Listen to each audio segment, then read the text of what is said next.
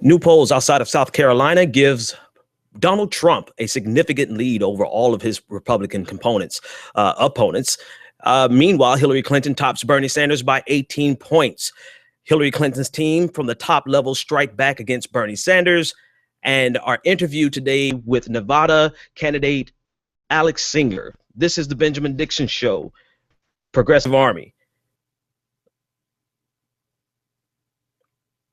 We're going to do this in about 3, 2, and 1.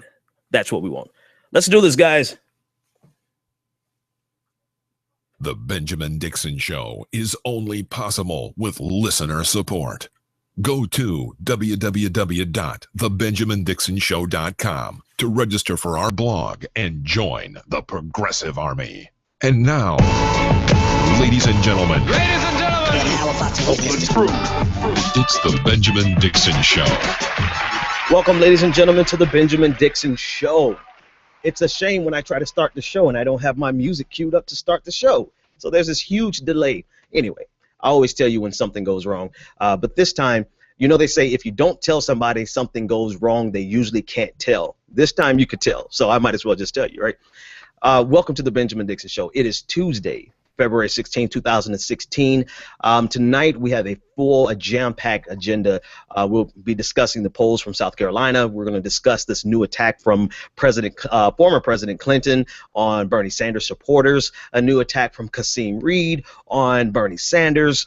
We're going to talk about a lot of things, but most importantly, at the end of the show or at the middle of the show, we're going to have a conversation with Alex Singer. He is a candidate. He is a progressive. And I told you, we're bringing progressives on the show.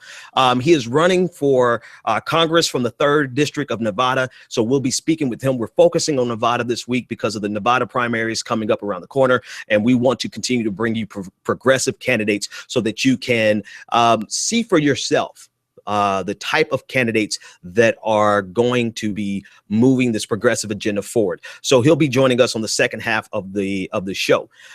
So a lot going on in the news. And let me just do a couple of things here really quickly. I want to give you a rundown because I want, in addition to everything else that we do, I want you to be up on the news. I give a lot of commentary, and I think we're going to shift gears just a little bit at the top of the show to give you a daily briefing because we want you to be abreast of not only my commentary, but what's going on in the news.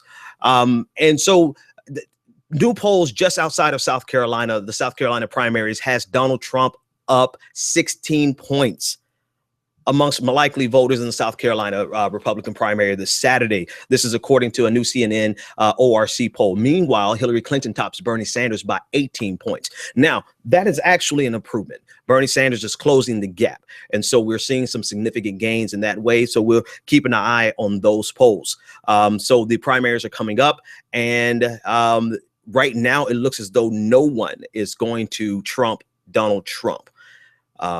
Speaking of, Donald Trump is the master of trolling. We'll talk about that a little bit later in the show. I almost forgot about it until I just read his lead. There's a reason this guy is in the lead. Go to jebbush.com. Don't go right now. Stay where you are listening to the show. But when the show is over, or open a new browser, go to jebbush.com and see the magnificent trolling that Donald Trump does. President Obama has vowed to on Tuesday that he will name an indisputably qualified Supreme Court nominee and lashed out at Republicans who said he demand a strict interpretation of the Constitution. The president stated that after Republicans warned he would not get a vote on his eventual nominee to replace the late Justice Antonin Scalia, the GOP is arguing that filling the seat on the nation's highest bench should be left to the next president. The president is quoted as saying the Constitution is pretty clear about what is supposed to happen now. Obama stated in his first press conference since Scalia's passing over the weekend. A lot of other things happening in the news. Let me do this. I want to highlight something that happened just this afternoon, a little earlier. State Senator Vincent Ford of the 2nd District Democrat in the state of Georgia, has flipped his endorsement on Tuesday from Hillary Clinton to Bernie Sanders. Now, I'm breaking away from the news because that is actually something that's worthy of an applause. And it will help if I put my glasses on. That's worthy of an applause because we're seeing a large shift in the number of people who they thought would serve as Hillary's firewall. And that firewall is coming down. So I think that's some great news coming out of Georgia. As a matter of fact, Bernie Sanders is in the area today at a rally, really at a gathering, and it is a significant show of support. There is a significant show of support for Bernie Sanders growing in the South, and it is indicative. We can see it rather by the number of leaders who are changing their endorsement. And that was kind of the strategy from the beginning. Hillary Clinton tried to get in there sooner rather than later and suck up all the oxygen out of the endorsements, and get everyone she could early on. And so now a lot of people, after even his number one, Bernie Sanders, like number one spokesperson, Nina Turner, she was originally supporting Hillary Clinton. And so after people take time to get to know Bernie Sanders and his platform, that's when you start seeing a huge shift. And so that's what happened with Vincent Fort, of the Georgia State Senate. He flipped his endorsement on Tuesday from Hillary to Bernie Sanders, and he instantly becomes one of of Bernie Sanders' top surrogates in the South. Nina Turner from Ohio in the North, Vincent Fort in the South. Let's see, what else do I want to go over with you guys? One last detail. One last thing that I think it's that's important to point out. These shifts in endorsements really take a lot, because there's this great expectation from the establishment that they are owed something. And so once you, I keep avoiding this word, but this really the only word that comes to mind. Once you turn coat and you flip from supporting Hillary to Bernie Sanders, you really are on the outside of the establishment, and you are really a pariah. And so anyone that you see that is turning coat, switching from Hillary to Bernie Sanders, they're not doing this for political gain. They're doing this to their political detriment. They are going to be, or they are instantly no longer on the inside of the most powerful political machine, the machine that could give all of these concessions, that can do all these wonderful things for your career. And that's really the benefit of Hillary Clinton. She can do a lot of great things for your career. All you have to do is just usher in the votes for her. And so when you see these people making a shift, I want to highlight that this is not an easy thing to do. And it speaks volumes about the character of these individuals, that they're willing to put their political career on the line because they believe so much in what a candidate is saying. And in this case, Bernie Sanders. It's very difficult to go against the machine. Not only is it difficult to go against the machine, but it's very dangerous for your career to go against the machine. And so I have to applaud anyone who's bold enough to actually step out and go against the general expectation that everyone is going to fall in line. Listen, and here's the thing. It's not just Hillary and Bernie, right? If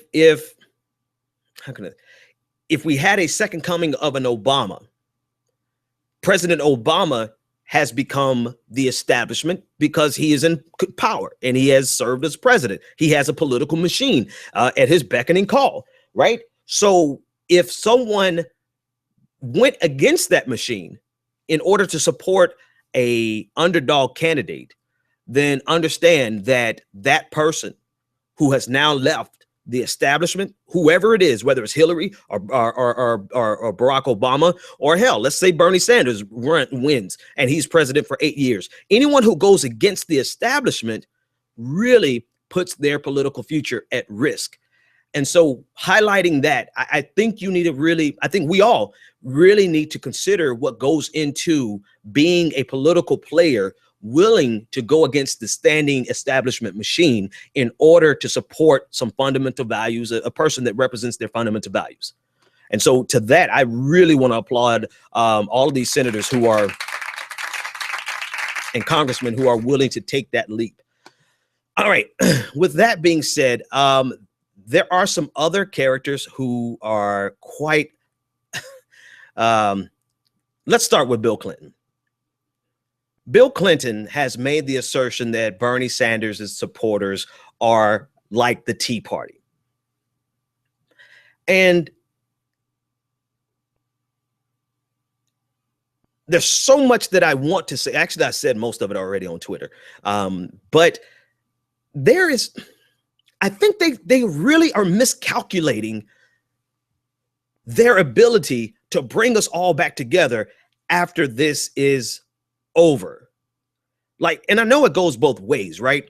But let's not draw a false equivalency here, because a lot of people are trying to say, well, Bernie Sanders is playing dirty too. No, Bernie Sanders is exposing. Oh, here's the thing with Hillary Clinton, and you can love her, like her, hate her, whatever.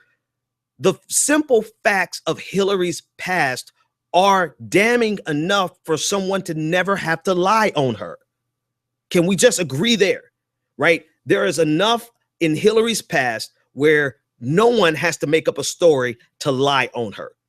And so they consider us regurgitating, and I say us because I'm transparent. I'm a Bernie Sanders supporter, and there's reasons. There's really strategic reasons for that. There's a reason that I'm saying I'm going to use my platform and I support Bernie Sanders. And I'll explain that later. But it really goes back to this idea that if we speak the truth, that's equivalent to an attack. Whereas in the case of Bill Clinton, David Brock, and even Hillary Clinton, they have said things that are at best propagandistic and at worst flat out lies. And they want to equate that to us telling the truth about Hillary Clinton. You can't draw that false equivalency. There is a huge difference between Bill Clinton claiming that Bernie Sanders supporters are basically Tea Partiers, number one. And there is a difference between Hillary Clinton asserting that Bernie Sanders has taken money from Wall Street because she took $200,000 from the Democratic Senatorial Campaign Committee, right? Which is at best propagandistic, right? Let's say she's not lying. She's being hyperbolic and she's being propagandistic. And then you have the David Brocks of the world who says that Bernie Sanders, Black lives don't matter to Bernie Sanders because he didn't have the right quota of black faces in his Iowa ad. This is the technique that they're using against Bernie Sanders, who then turns around and says Hillary takes money from Wall Street. Where's the lie? There's no lie. There's no exaggeration. Hillary voted for the Iraq war. That's not an attack. That is the truth. That is not a lie. That's not hyperbole. That's not an exaggeration. That is a statement of fact. And so you cannot equate Bernie Sanders and his team running down the facts to Hillary Clinton and her team running down propaganda, smearing Bernie Sanders' past, and then saying all we're doing is vetting Bernie Sanders. No, it doesn't really work like that, right? Or at least you may want it to work like that, but it doesn't work like that. And so I think I said all that to say is that I think they have they've miscalculated their strategy. Because at this point, with someone as high level in the Hillary Clinton campaign as Bill Clinton, basically taking a crap on all of Bernie Sanders supporters, equating them and us to Tea Partiers, it makes me wonder, do you even want our vote if Hillary Clinton actually pulls this off? Let's just think about this now. You cannot defame, you cannot lie, you cannot smear, you can't spit in the face of people and then expect them to just fall in line. It does not work like that. You cannot insult somebody and then later on to say, oh, it's okay, it was just, we were just vetting him. No, vetting Bernie Sanders, let's be fair. Vetting Bernie Sanders is to bring up his NRA record. Even though he has a D minus, the truth of the matter is he has some votes on gun regulation, the Brady bill. He has some votes on the Brady bill that people can make an argument against, a legitimate argument against. That is vetting Bernie Sanders. Saying that he's taken $200,000 from Wall Street because he got it money from the DSCC, that is not vetting Bernie Sanders. That is spreading propaganda and almost just outright lying. But then you expect everyone to just fall in line after you've not only lied, but you've also spat in our faces and considered us to be the Tea Party. I think they have a rude awakening coming, because what they're doing is they're running such a negative campaign. They're running such a smear campaign that they're burning down the forest. They're doing a scorch earth campaign. This is a scorch earth campaign. And I don't know that the Clintons know how to run anything else but a scorch earth campaign. Because if you think about it, in 2008, think about if Hillary Clinton had won. Think about all the things that she said about Barack Obama. Think about all the racist innuendo that she said about Barack Obama. Think about the birther movement that came out of her campaign towards Barack Obama. Think about all of the negative animus that Hillary Clinton created around her campaign. Could she have honestly been the one to unify the party? I said all this to say that I really believe that, and it wasn't just the Clinton, right? It wasn't just Bill. Then you had Kasim Reed today, who in the Washington Post reported that he says that Bernie Sanders is nothing special and he's not going to win. Okay, fair. That's your assessment. But then he later on said, claims that people who endorse him are just pulling a political stunt. This is from Kasim Reed, mayor of Atlanta. He is the gentleman who you could see in the Black Lives Matter protest in Atlanta when they tried to protest Hillary Clinton. He's one of the guys, along with John Lewis, who came down to try to shut down the protesters. So now, just today alone, Bernie Sanders supporters are the Tea Party, equivalent to the Tea Party. Bernie Sanders is nothing special. He's not going to win. Okay, you could say that. That's fair. But anyone who endorses him is just pulling a political stunt. That on top of everything else that they've run against Bernie Sanders, all the swift voting of Bernie Sanders. How can they honestly believe that they're going to be able to bring people of conscience, of good conscience, into any type of unified party?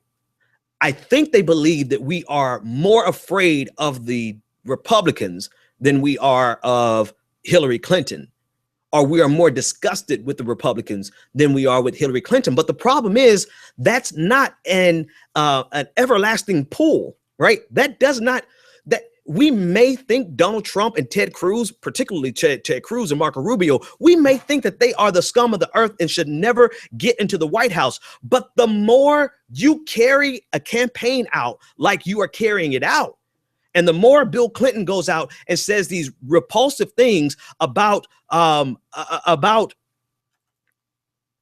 Sanders supporters, then the less likely we see any difference between how repugnant Ted Cruz is and how repugnant we then think Hillary Clinton is.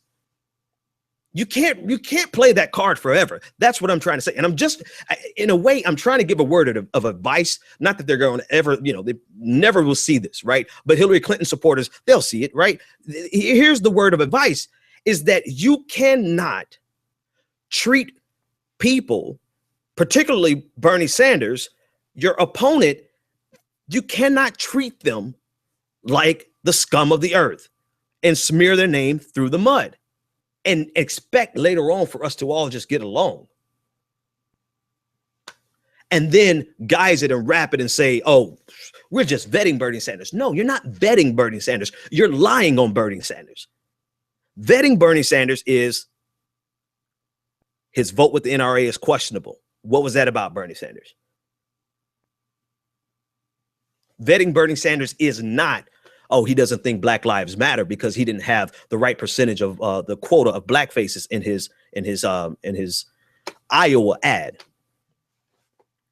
So they have a lot going on in this strategy of theirs. They're drawing false equivalencies, right? They're trying to smear, they're swift boating Bernie Sanders, trying to smear his past, trying to smear his contribution. Well, not even his contribution, right? He never even said he made a contribution to the civil rights movement. He said that he was there, right? But they're trying to smear and defame him because of that. They're doing all these things, and now they're attacking the Bernie Sanders supporters and the people who endorse as if we are just, all of us are morons. This is the thing that gets me. They really act like anyone who would dare support, endorse, or get behind Bernie Sanders, they're just morons.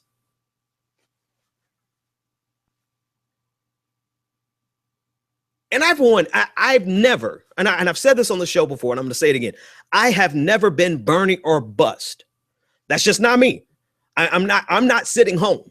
I'm not going to not participate in this election. But the more they carry themselves in a way that is not becoming of a progressive, of an idealist, of a leader, of a genuine leader, then the more difficult it will ever be for me to check off for Hillary Clinton if she makes it out the primaries. And I don't have any obligation to. And here's the other thing. You have to earn our votes. You don't just get it just because you are the Democratic nominee. I don't pay dues to the Democratic Party. The Democratic Party doesn't pay dues to me. I don't owe them anything. They don't owe me anything. Therefore, you have to earn our vote. And right now, you're burning our vote. And this is the last false equivalency. And then I'm going to take this call and then we're going to go straight to our interview. This is the last false equivalency that they pulled.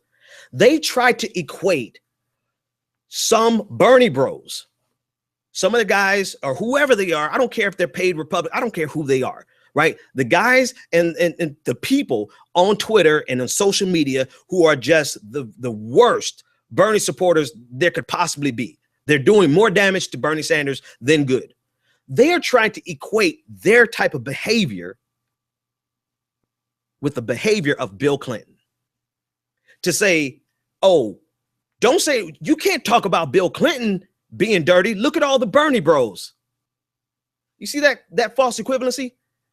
They want to compare nameless, anonymous, people who hide behind avatars, nobodies, with the husband of the presidential candidate. They try to equate it and say, oh, the Bernie bros, they're trolling. So how can you say anything about Bill Clinton? How can you say anything about David Brock? How can you say about all these people that are literally on the payroll or sleeping in the bed with the candidate? And they want to equate it with some guys that we don't even know who they really are. For all we know, they could be 4chan.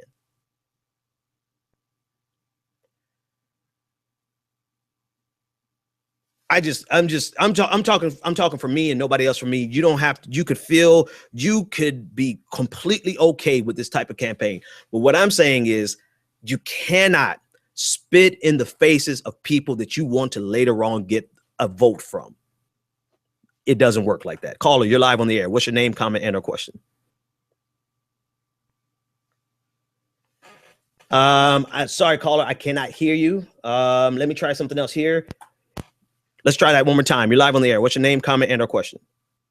Hi, it's John from Mississippi. John, I have you this time. I can hear you. What's going on?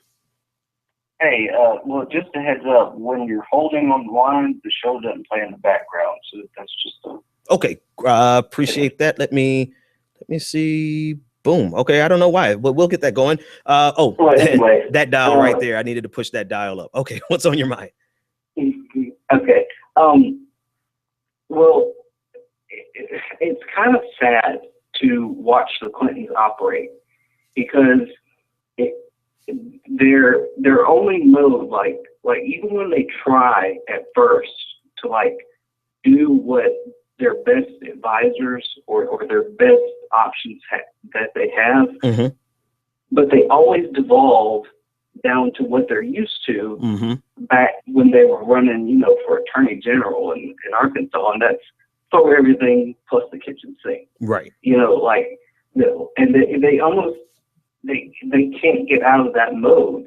And we saw it in 2008. It was the same thing, and it's terrible because the more they do it, the more polls they lose, the more hits they take, and that just makes them react even worse and blame their own people and go even harder.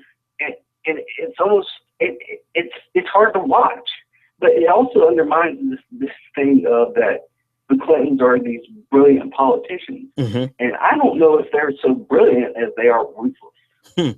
I think we're equating the wrong thing there. Yeah. I think that's the bottom line. I can't say it any better, man. You have anything else to add? Because you just nailed that. Nope. Okay. All right. So thanks for the call. All right, cool. Thanks for the call, man. You actually, he said it so succinctly. There's really nothing else to add. I don't know if they're so brilliant, so much brilliant as they are ruthless. And I understand. Now, don't get me wrong. Now, I am not a person who's saying that we need to play nice. I have plenty of videos out there that I've already said, like, let's have a fearsome competition, right? But there is fighting ferociously, and then there is scorching the earth. And right now, I honestly believe that Hillary Clinton has devolved and her team has devolved into scorching the earth at the risk of losing people who could have easily been unified because they genuinely believe that someone like Ted Cruz is far more repugnant than any Democrat. But right now, they're in a competition, in my opinion, they're in a competition with Ted Cruz and Marco Rubio for who can be the most despicable. Hell, right now, to me personally, right now, Donald Trump is more likable than Hillary Clinton. That's because Donald Trump, he plays dirty, and at least it's fun, right? Go to JebBush.com and see what this guy did to Jeb Bush. All right, guys, we're doing a series of interviews here. We're bringing progressive candidates to you because one, we want to amplify voices as much as we can. That's one of the things we want to do at the progressivearmy.com is amplify voices. But then two, we want to show that there is more going on than just the general Democratic election. There is an insurgency of progressives that is spreading across the country. And right now we're focusing on Nevada because the primary is right around the corner, and we want to give voice to as many progressive candidates out of Nevada as possible. And we'll keep moving throughout the primary week by week, bringing you voices from the respective states. Right now, tonight, I've been joined by Alex Singer. He is running for Congress for the 3rd District of Nevada. Alex, how are you tonight? Thanks so much for joining me. I'm doing great. It's my pleasure. Listen, I have your bio here. I have a couple of things about you, but I've been talking long enough. Why don't you tell my listeners a little bit about yourself and the position that you're running for? Sure. So I'm running for the 3rd Congressional District here in Nevada. It's a seat that's held by Joe Heck for the past 6 years, which has led to no representation for the district, whether it's been on healthcare, wages, jobs, immigration. Every issue has been ignored. He's been part of the no caucus, basically. Nothing will get done. It's all politics as usual. Well, I'm 29. I'm maybe young to politics, but I'm not new to politics. Okay. A lot of folks around here have maybe not have heard of my campaign or heard about me yet, but they will. I've been fighting on progressive campaigns since 2008 with President Obama. And every year after that on issues, whether it's human rights, civil rights, getting progressive candidates elected into office. I've fought on these battles. I've fought these battles on the front lines. I've talked to voters. I've talked to folks who've been struggling. Their story is my story. I've lived through that struggle. I've overcome that struggle. I've seen a parent lose their business, lose their job, not be able to pay their mortgage, lose their house, lose savings that they accrued for 40 years. I lived that. But like so many Americans, they just want the ability to fight and overcome that. And, I want to be able to bring that opportunity and chance back to the people of this district and across the entire country, to make sure that they have a chance also to live their dream and the American dream. Awesome story there. 29.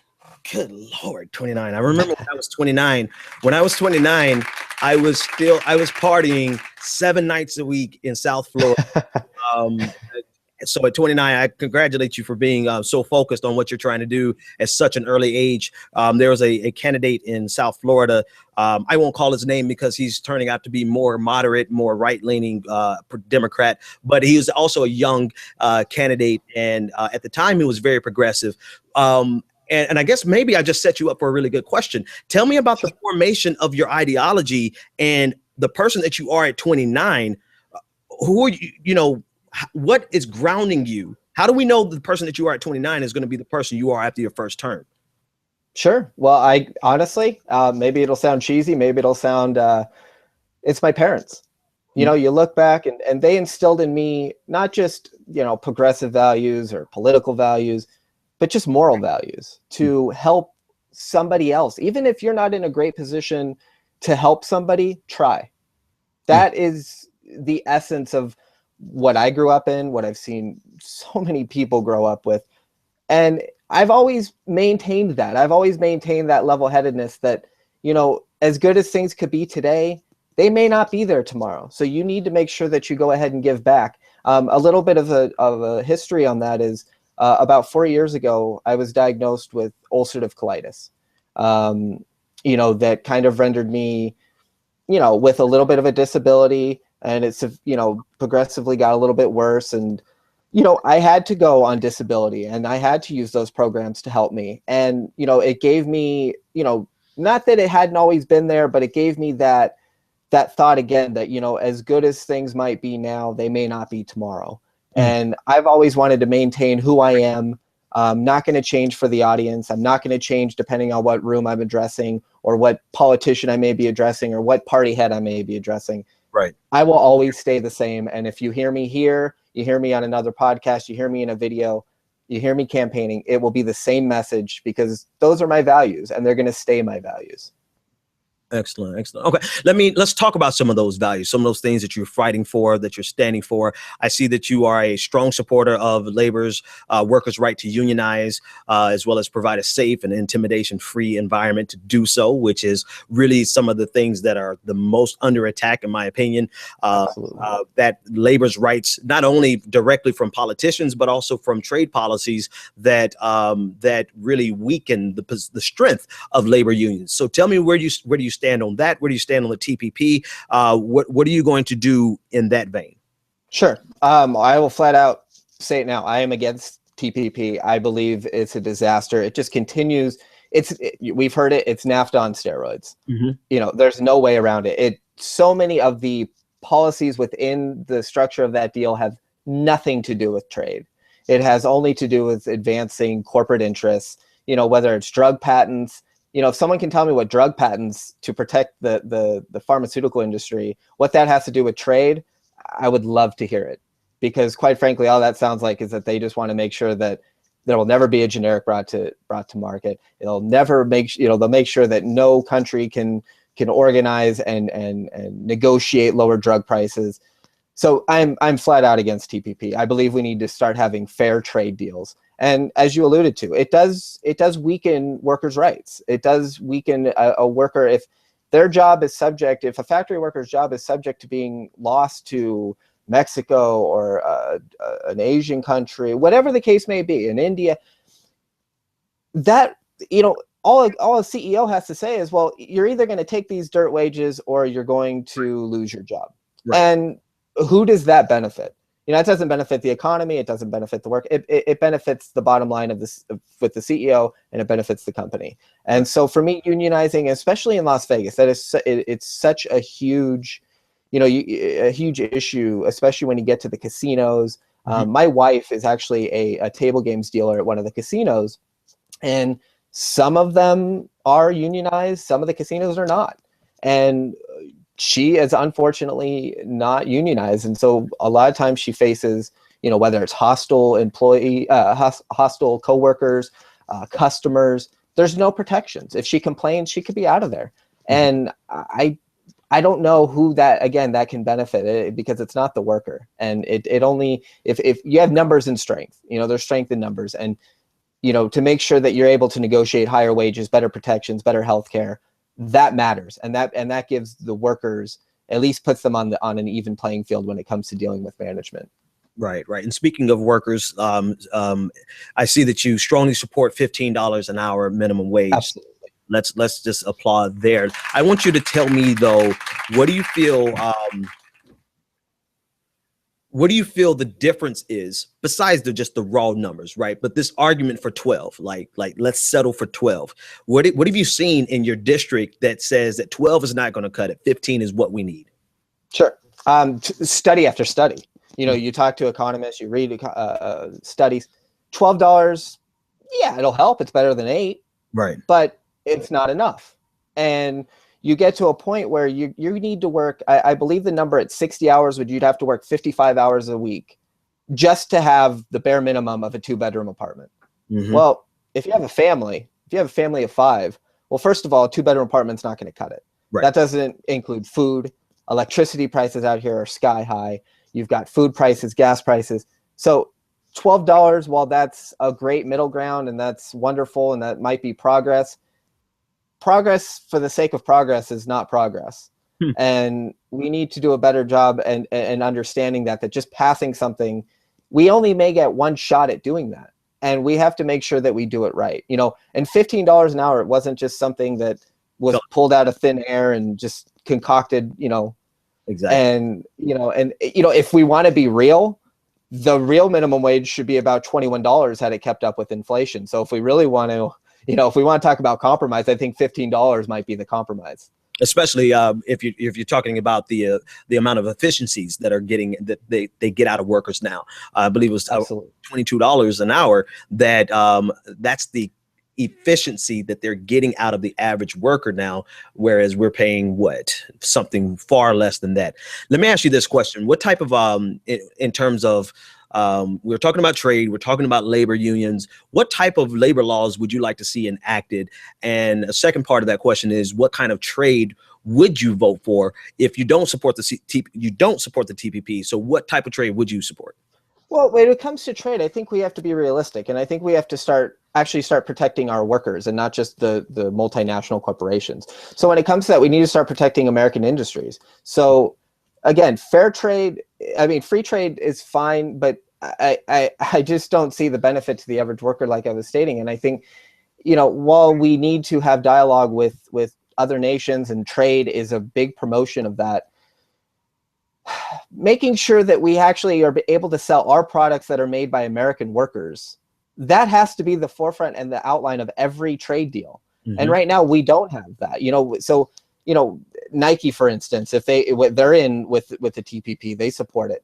Well, that's great. They have their factories in countries that pay 8 cents a day. So when they're just increasing their profit margin so that when they ship their goods back to the United States, well, they're getting both ends. They're paying their workers nothing, and they're also getting all the benefits without having to pay to import their goods. Well, that's a problem. So that decimates American workers. That decimates American manufacturers. So when it comes to worker protections, we need to have better. It's a wide-ranging issue, and I'll try to narrow it and try to keep it as brief as possible. But when it comes to worker protections, a lot of things that are ignored are, say, maternity leave. That's a worker protection. So that a mother that just gave birth doesn't have to spend only 12 weeks with their child, and then make sure that not only is it paid, but make sure that when they come back, they actually have the same job. Because oftentimes what happens is, you get those 12 weeks off, you could be fired the week after you come back. Right. So that's a worker protection. A worker protection is, again, being able to make sure that make sure that you're able to unionize without threat of being fired. Make sure that you're never intimidated the same measures we do to protect the ballot box when we vote in November in every election. We need to do the same when it comes to allowing workers in the workplace to do the same and have the privacy to do that and not be threatened, not to have videos used against them, threatening, all the horror of unionizing. Let me ask you this, and I think that's I think you've hit on some very key points there. I'm looking at the district that you're running in. Mm-hmm. You're running in the 3rd district, correct? Right. And that includes Las Vegas? Yeah, Las Vegas is more the southern portion, but Las Vegas, Henderson, and Summerlin. Okay, so you're on the southern side of Nevada. And I just know that in the entire region over there, one of the major issues in that entire region is illegal immigration. Where do you stand? What type of path to citizenship, if any? Where do you fall in terms of immigration? Well, I think we need to provide, obviously, a path to citizenship. I think we have, last estimates, and I think this was done just a few years ago, so the numbers, I'm sure, have increased. We have 11 million undocumented citizens in this country.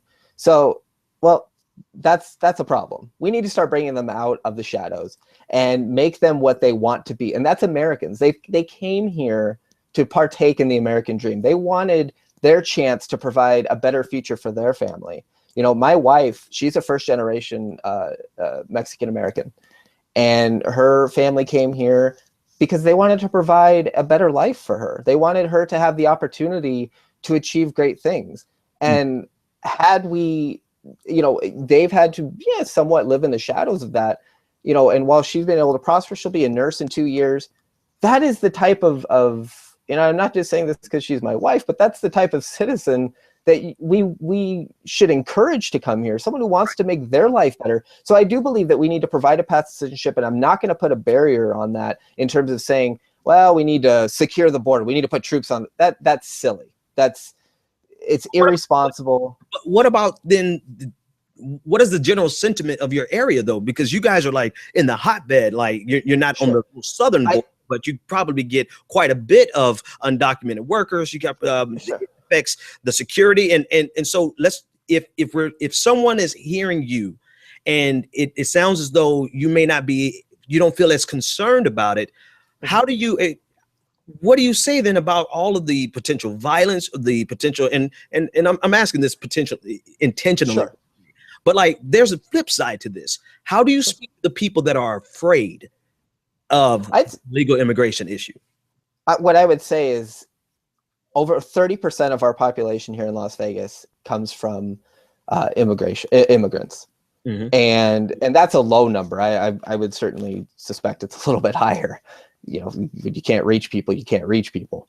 Mm-hmm. And I would say, these folks, they're already living here. They're already working. They're already a part of the community. Their kids go to your kids' school.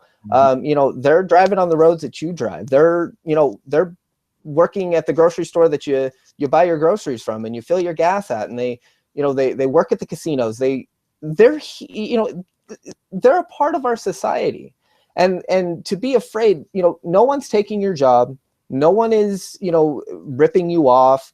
These folks, they're paying taxes. Something that's lost a lot in this issue is that, when they say, oh, they're not contributing, they're paying taxes.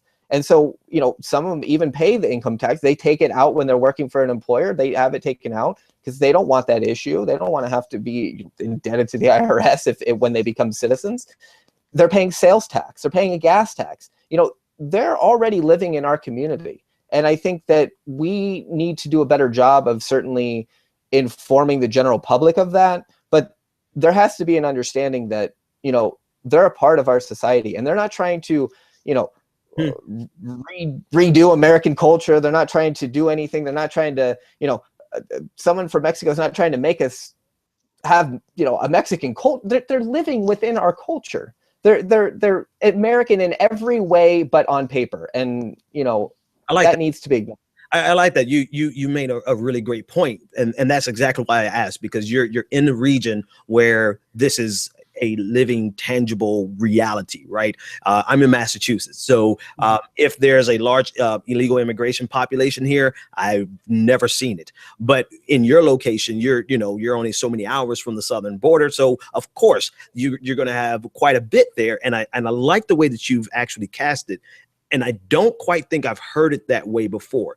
That why be afraid when they are already here? They are already your neighbors. They are already going to school with you. Their children are going to school with you. Some of them are driving on the street. Like, they're not, it's not this twisty mustache villains coming across the border next week if we don't shut it down. Right. They're already here. And so right. if you're safe and secure today, your neighbor could very well be an illegal immigrant. Why are you allowing an entire party to make you afraid of them when they're already your neighbor? I think that's a brilliant way that you put it there. And I'd like to make one other point about it. And this is probably more specific, but you think about it. Well, if someone's here illegally, let's say, and they're driving a car and you get into a car accident. Well, a lot of times what happens is they drive off. They're scared. They don't have insurance. They don't have a license. So why wouldn't you? It would make everybody safer, to make sure that they're a part of the society, that if a mistake happens, they don't have to run. They don't have to, drain police resources because someone calls in and says, I think an illegal immigrant ran and he hit and run and he ran. No, he would stay because he'd have insurance, he'd have a license, he'd have money. Why not just, again, integrate and understand that they're here? So I have two more questions for you, Alex, and then I'll let you get back to your campaigning and all the stuff that you have to do. Let me ask you this then. In terms of actually stopping the problem of illegal immigration, what do you feel is the solution to that, short of building a wall and making a gate with Trump Tower symbol on it? How do we fix the problem? Well, I mean, quite frankly, studies have shown that the problem has kind of fixed it. We've had, neutral immigration coming to America. And so, so if we want to further fix it, which again, it mostly has in itself, partially with the struggling economy, but what we need to do with that is have a better visa process. So if workers, if people want to come to this country, we need to have a better streamlined process. Sometimes people wait 2-3 years to come here. And, if your family is struggling and, with some of these, in Mexico, the economy is not good, violence is high. Well, they want to be able to work and come here, get a job, send money back, work in a job that will make their family safer. Why not encourage that? Why not make sure that, we want to talk about family values. That is family values. Sacrificing your liberty, your family, your freedom, to come here just to try and work. So we need to do a better job of reforming our visa process, making it more streamlined, make sure that we don't have backups of 2 or 3 years. And I'd like to say that, that is what Republicans do. They break the system, they break these programs, and then they say, see, it doesn't work. And when it comes to the visa program, they underfund it. And so that they can come up and say, yeah, we need to reform the whole thing. And yeah, while we're at it, let's not let anybody in because, well, they're not white, they're not, Christian. So let's just, no reason for them to come here. Good segue there. I actually have 2 more questions. I lied. Sure. I had 3. I thought it was 2. Hey, I'm here. We're fine. Okay. So you are in Las Vegas. You are about an hour, I would say an hour, 15-minute flight from Phoenix. Is that about right? Yeah. So in Phoenix, over the summer in August, Bernie Sanders and Martin O'Malley, who's no longer with this election season, they went to Netroots Nation and they were confronted with Black Lives Matter. And it was important. It was an important turning point for Senator Sanders because immediately after that, he began to piece together a very coherent strategy in terms of criminal justice reforms, addressing police brutality, and all of those things. Seeing as you're so close to Phoenix, where it really was the flashpoint for Black Lives Matter in this campaign, I can't let you off without asking you, where do you stand in terms of Black Lives Matter? Do you feel it's okay to say Black Lives Matter without any type of hesitation? Do you feel like there's a legitimate grievances that are going on? Just spill your guts on Black Lives Matter. Black Lives Matter. like that, you hear the, all lives matter, blue lives matter when it comes to, no one is disputing that. What we're saying is, unfortunately, Black lives in America, it's not always great, and it's not always safe. And, so yes, it sprung up with police violence, but this dates back for as long as we've been a country. Black lives haven't mattered to a large swath of people in this country. And, so yeah, at this time, yes, absolutely, Black lives matter. We oftentimes miss, when we talk in slogans, or we sometimes miss what it really means. And what it really means is that, as a Caucasian male, if I get pulled over by a police officer, I don't have the fear that if I talk the wrong way, if I say the wrong thing, I'm having a bad day and I might have an attitude. I'm not as concerned that I'm going to be shot and killed by a police officer for that reason, as it happens to so many young Black men in this country. That is a disgrace. And so what we need to do when we talk about Black Lives Matter, people need to understand that we're not saying above, we're not saying all, we're saying equal. We're talking about equality. We're not trying to raise or put anybody here or there. We're trying to make everybody equal. But until Black lives are equal, until Black lives do matter, we need to fight for that. And we need to understand that. And so when it comes to, Bernie Sanders alluded to criminal justice reform, police reform, police official, they need to start looking like their community. They need, if they're policing a community and it's, 60% Black and 20% Hispanic, that's how the police force needs to look.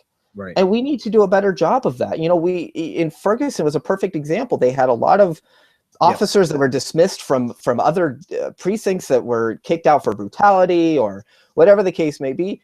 And then they were thrown into a predominantly Black city and said, police this. Well, first of all, that's not how you build a community. And a community does encompass a police force. A police force is only as good as their relationship with the community. And once you break that, crime rates go up, cooperation goes down, and what you have is, whether it's unsafe situations for the citizens, it'll also be unsafe for the police officers if nobody trusts them. And when it comes to criminal justice reform, just real quick on that, I did a video about that, and it was my first campaign video. It's important that we need to reform our criminal justice system, and I came up with a 4-part plan to do so. It's real quick, and we need to end the war on drugs. It's predominantly affected Black and Hispanic men and women in this country, and that's a huge problem. We need to end the war on drugs. It was a disaster when it started, and it failed the moment that it was started. Second, we need to legalize marijuana. We need that has to happen. Nobody's life should be ruined by spending their life in prison because of the fact that they got caught with a joint, or they smoke weed. It's not the end of the world, and we need to start legalizing it because it's a recreational drug. It has less side effects than alcohol and cigarettes. So there's no reason that. Third, we need to provide drug treatment for the harder drugs, meth, cocaine. That needs to happen. And drug treatment is very important when we talk about reforming our justice system in this country. Because first of all, it works. Second of all, it saves money. And if we want to reduce recidivism, we need to start treating real hardcore drug users and start acknowledging the fact that it's a disease. It's not somebody going out and wanting to break the law. It's a disease. You get an addiction, that's a disease. And fourth, we need to end for-profit prisons. That has been one of the most brutal things on most of our communities. When you have a private prison lobby that is able to write some of the drug sentencing laws in a lot of cases, because when you look at the contracts that they have with some of the states, where it has 100% capacity in their contracts, so the city or the state has to have 100% capacity, or they have to pay the prisons the difference, in the money. That's a huge deal. That's the biggest conflict of interest ever known. And not only an abdication of duty by, I hate to cut you off, but you just struck Not only is it an abdication of duty of our federal government and our state government and our local government to protect and imprison, right? To do their job. They should be the only ones with that ability. But it's a conflict of interest because now these contracts say if our beds aren't filled, you have to pay us this extra money. So there is an incentive in this private policing and the for-profit policing for them to fill up these beds. That's absolutely completely antithetical to their job description. Alex, thank you so much for bringing that last one up, man. That one, absolutely. Right, that one is, I'm sorry, I didn't mean to cut you off. Oh, no, I was just going to finish by saying, the more you look at these contracts, the more sick it makes you. And that's my 4-part plan. And there's certainly more that needs to go in to make sure that we reform the justice system. But I think that would be a great start to make sure that we actually move forward on that issue. Alex, I've got 60 seconds for you, and I have 2 things that I need you to do. One, I need you to tell us in the first 30 seconds why you consider yourself a Sanders Democrat. Why have you supported and endorsed Bernie Sanders? And then the last 30 seconds, tell us how we can help you and how we can contact you. Sure.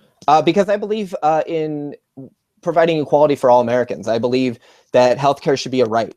I believe that, everybody should be earning at least a living wage so that no one ever has to choose between, rent and food. So generally, yeah, I support Bernie Sanders because it's time that we provided equality for all Americans. And that does include the rich, but it also includes the middle class and the poor to make sure that we provide opportunities for everybody.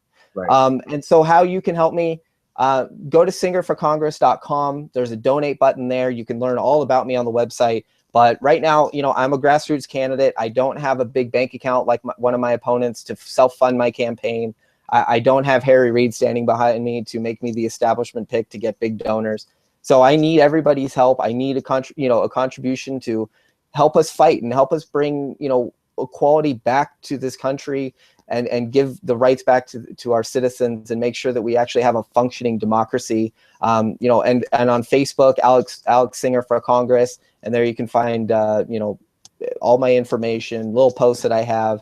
But again, if any donations would be great at this point, just to provide a little bit of boost, provide us with the energy going forward to make sure that we can bring your message to Congress and make sure that your voice is heard.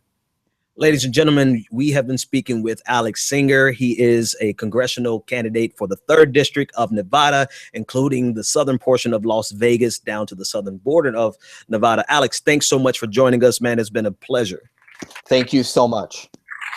I want everyone, real quick, I didn't hear you give a Twitter handle. What's your Twitter handle? It's Alex C. Singer 16 at Twitter. You have to get a better no.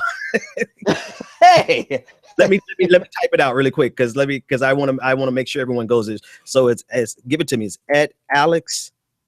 It's Alex C. Singer 16. Ah, okay. C. Singer 16. Yeah, I'm throwing in my middle name because Okay. There's so many Alex Singers out there that I figured, well, I gotta break up myself here, right? Okay, no, it makes sense now. Alex C. Singer 16. That's a lot of C's, a lot of alliteration. But I'm gonna change it just for you. Oh no! If you got followers, if you have the followers, keep the followers, and we'll take care of the rest. So listen, thanks so much for joining me, man. We're gonna share your Twitter handle and try to get you as much support as we can. Thank you so much. And remember, singerforcongress.com and check it out. And hope to meet a lot of you during this campaign. Thank you so much for having me. It's been my pleasure. Good luck over there in that election.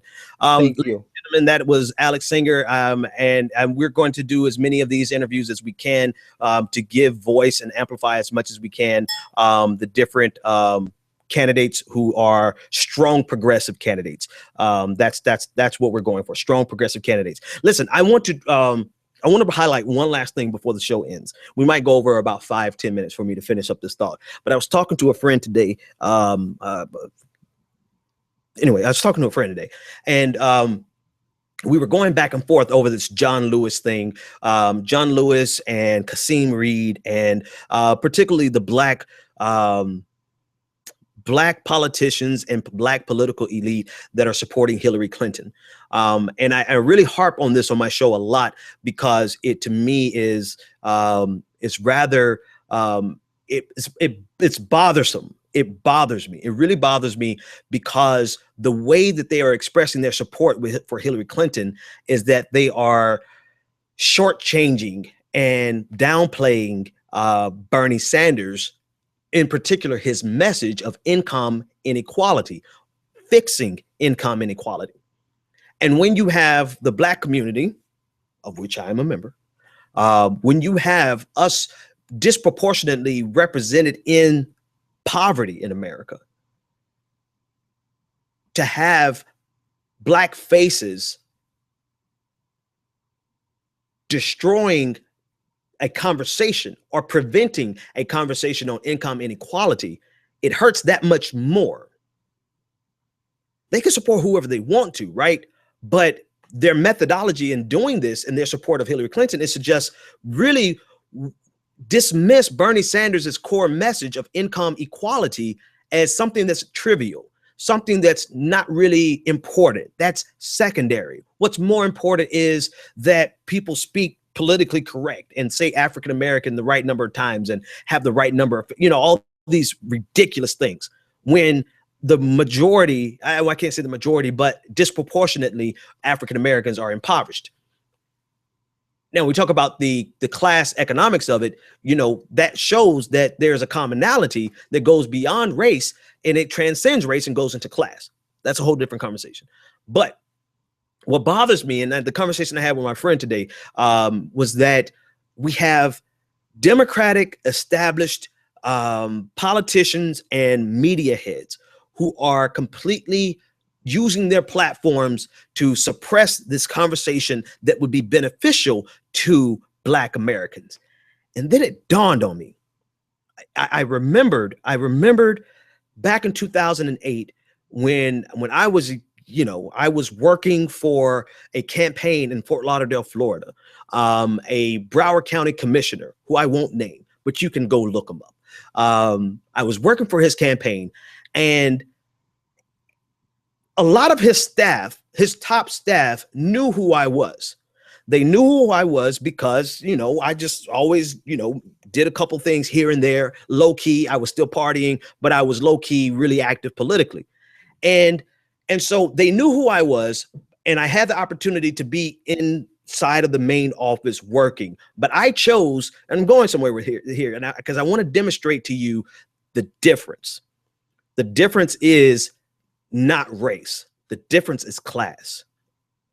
And I had completely forgotten about this, that I chose to go out and canvass with the folks on the streets.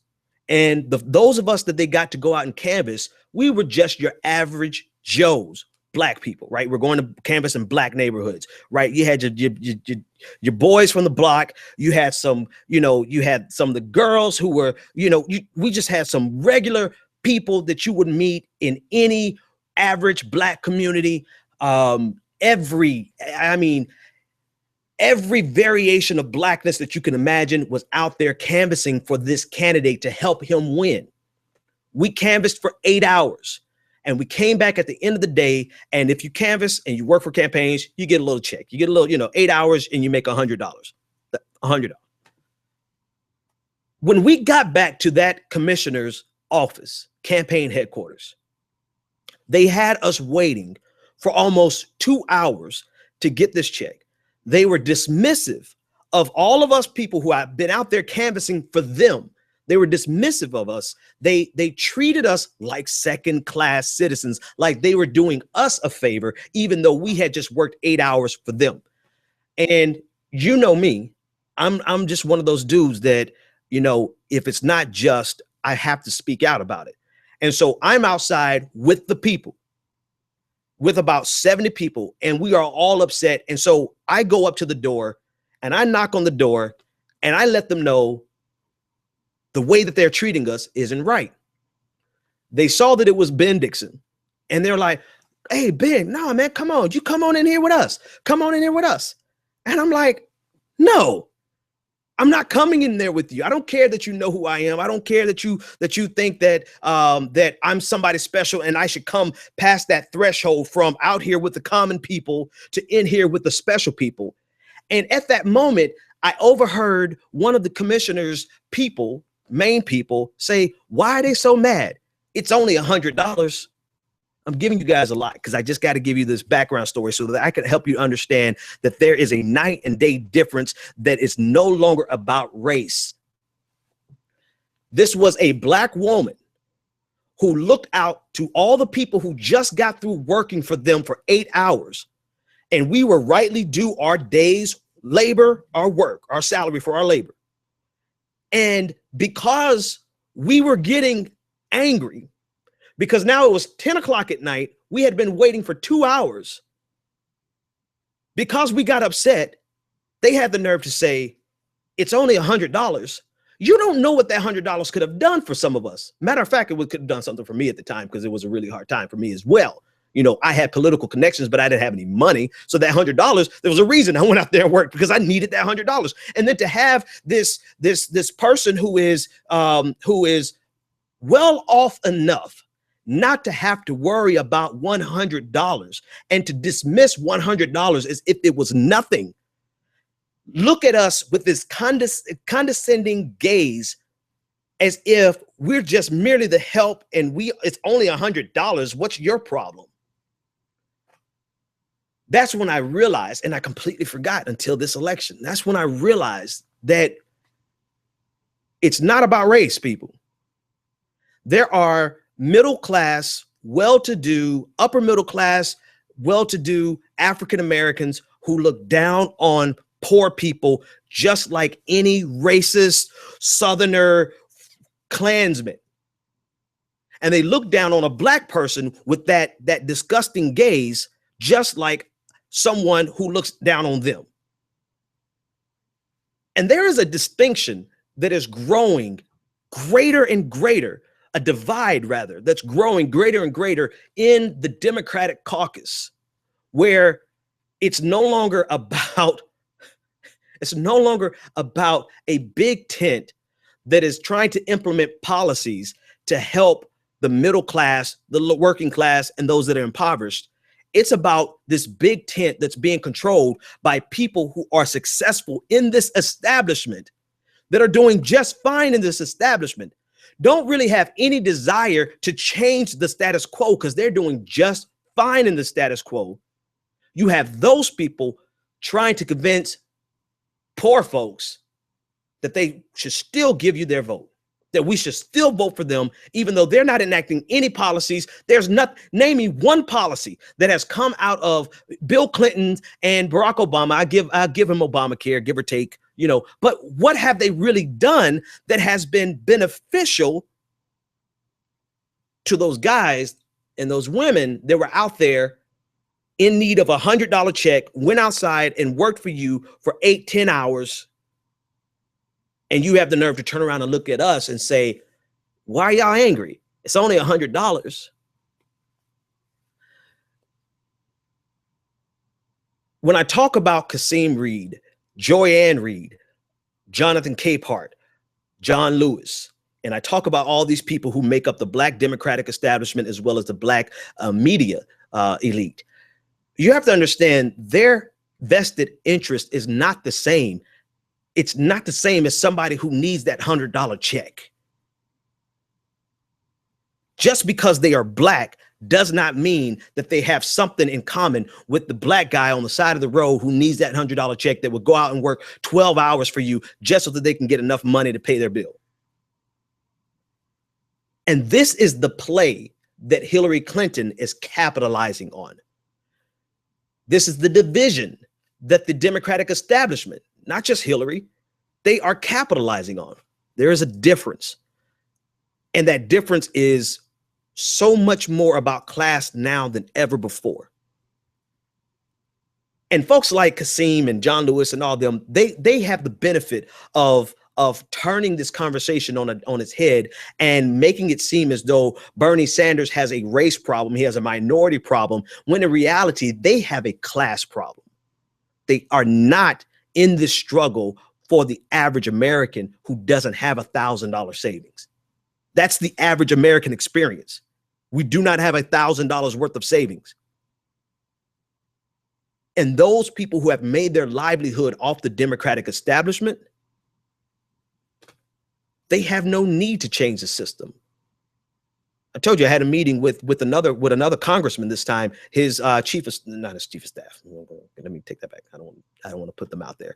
I had a meeting with someone on his staff, And they just confessed to me. They confessed. They were like, Ben, everybody wants to change this campaign finance system. Everybody want to change how this works.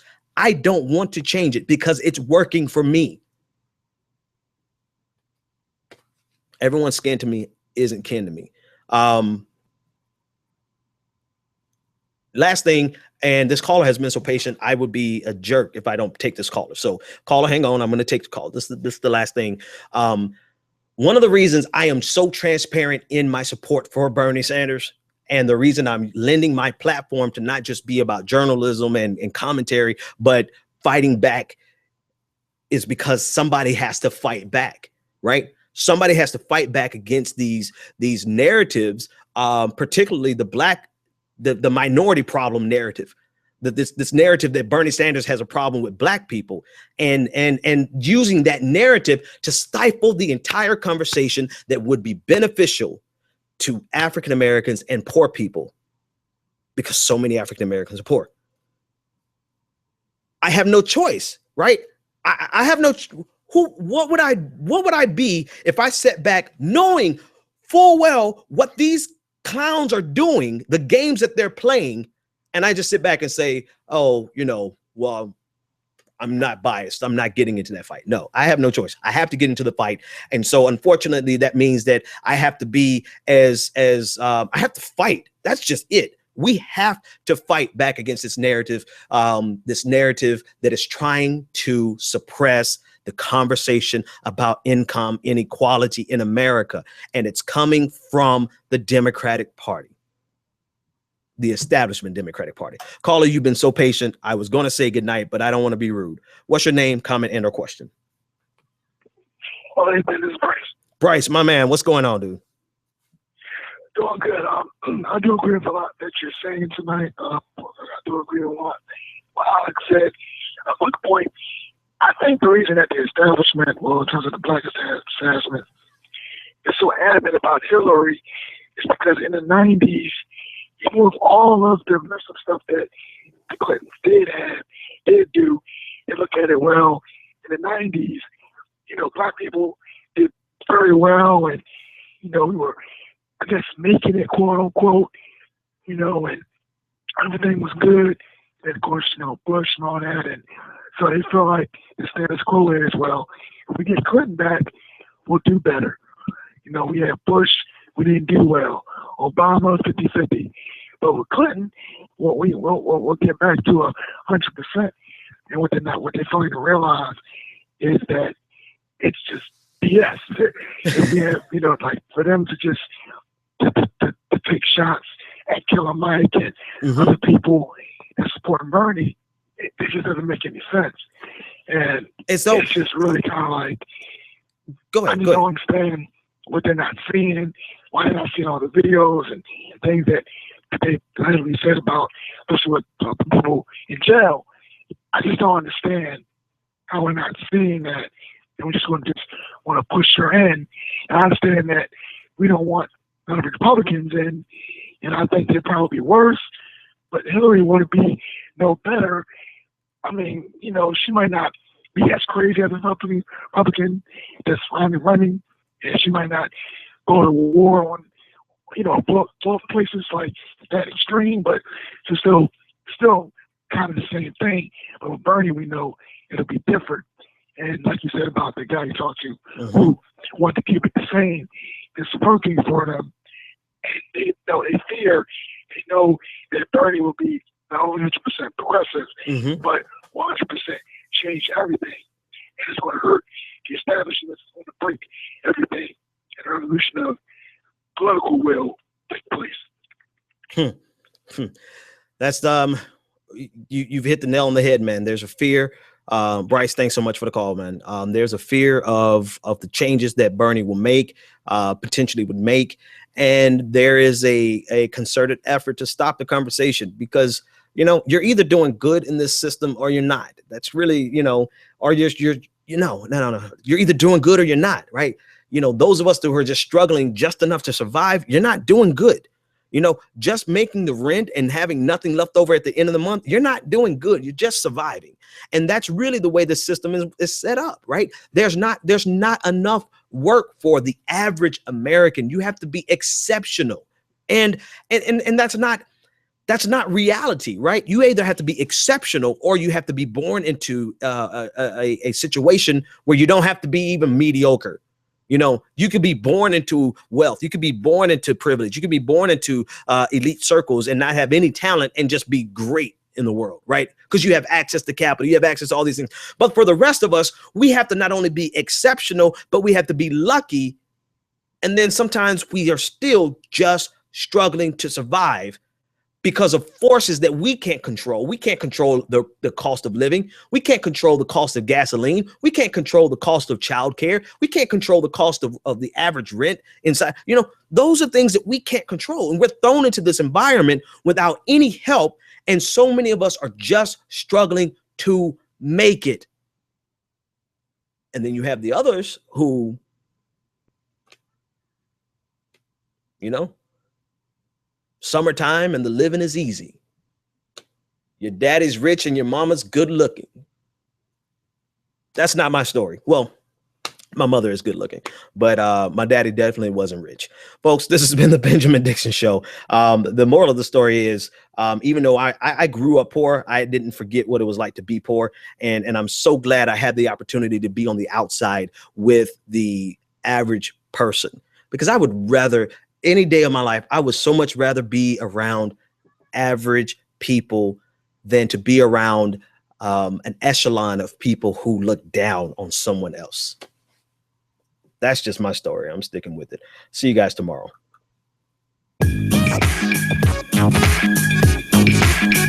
The Benjamin Dixon Show is only possible with listener support. Go to www.thebenjamindixonshow.com to register for our blog, join the Progressive Army, and support the Benjamin Dixon Show. Crazy mother. If you like this episode, be sure to share, like, and subscribe.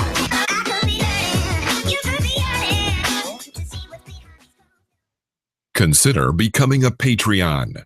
Go to www.patreon.com/The BPD Show and support The Benjamin Dixon Show.